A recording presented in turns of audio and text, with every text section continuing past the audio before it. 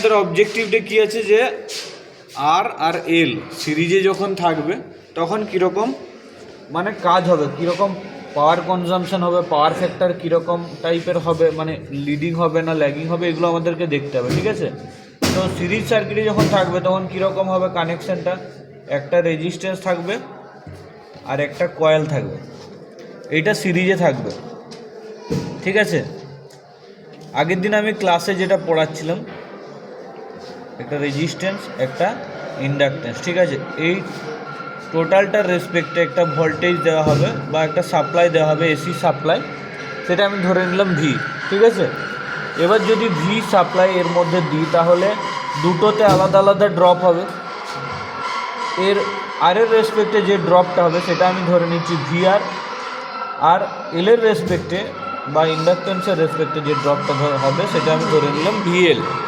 ঠিক আছে, এবার আমি আগের দিন ক্লাসে যেটা পড়িয়ে দিয়েছিলাম কি, যে ভি স্কোয়ার ইকুয়ালস টু কী হয়, মানে এই টোটাল ভিটা নিশ্চয়ই এই দুটো, এই যে রেজিস্ট্যান্সের রেসপেক্টে যে ড্রপ আর ইন্ডাকট্যান্সের রেসপেক্টে যে ড্রপ, এই দুটো ড্রপের সমষ্টি হবে। তাই তো, এটা আমি আগের দিন ক্লাসে করেছিলাম। ঠিক আছে, তাহলে কী হয়, ভি স্কোয়ার ইকুয়ালস টু হয় V R square plus V L square. ঠিক আছে, এটা হয়। তাহলে ভি ইকুয়ালস টু যখন হবে তখন রুট ওভার হয়ে যাবে এই দিকটা, কারণ এইদিকে স্কোয়ারটা তুলছি, তাহলে এই দিকটা রুট ওভার হবে। তাহলে V R square plus V L square. এবার আমরা কি জানি, V equals to I R হয়। ঠিক আছে, ওইদিকে সবাই দেখতে পাচ্ছিস? ঠিক আছে, কিছুজন তাহলে ওখানে গিয়ে বস, আমি আরেকবার বলে দেবো। ঠিক আছে, সূত্র অনুযায়ী কি হয় বলেছিলাম, ভি ইকুয়ালস টু আই আর, তাই তো?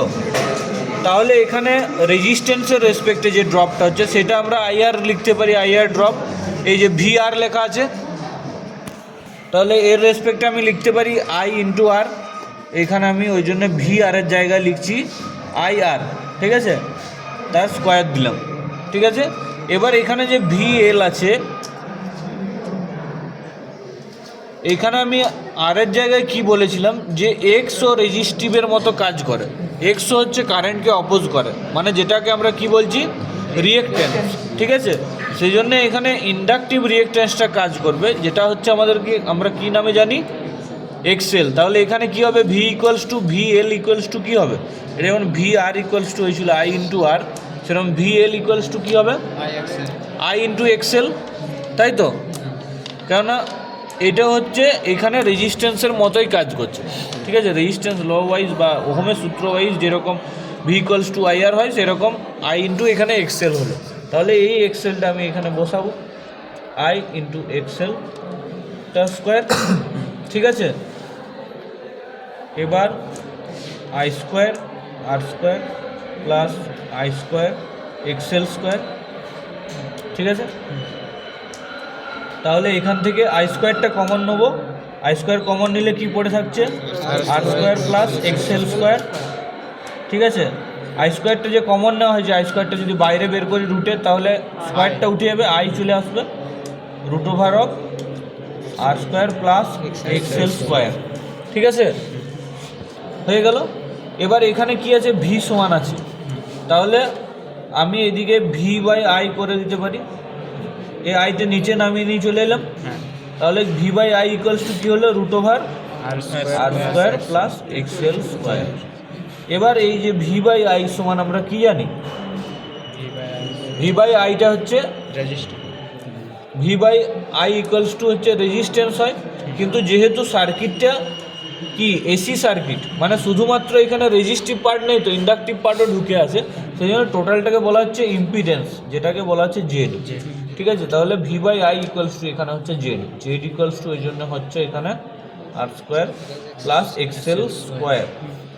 এবার এই জিনিসটা, এই যে ইম্পিডেন্সটা আমরা এই সার্কিটের ক্ষেত্রে দেখব, তার সঙ্গে সঙ্গে আমরা দেখতে পাবো যে পাওয়ার ফ্যাক্টরটা লিডিং হচ্ছে বা ল্যাগিং হচ্ছে সেটাও দেখতে পাবো। তো আমরা সেইটার জন্য কোন সার্কিটটা করব, একটা পাওয়ার, একটা প্রথমত কি লাগাবো,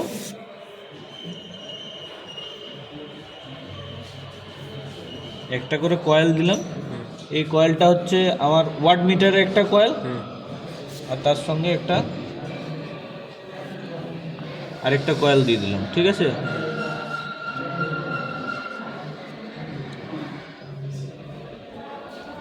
দিয়ে দিলাম, এর নিউট্রালটা চলে গেল, দুটোকে টাচ করে। এটা কি কারেন্ট কয়েল সিসি, আর এটা হচ্ছে পিসি প্রেসার কয়েল। ঠিক আছে, এটা তাহলে কিসের কাজ করবে? ওয়াট মিটারের কাজ করবে, আর এটা পিএম মিটার পিএম মিটার বা পাওয়ার ফ্যাক্টর মিটার। এবার এখানে সিরিজে কি কি লাগাবো? রেজিস্ট্যান্স আর তার সঙ্গে রিঅ্যাক্ট্যান্স বা ইন্ডাকট্যান্স।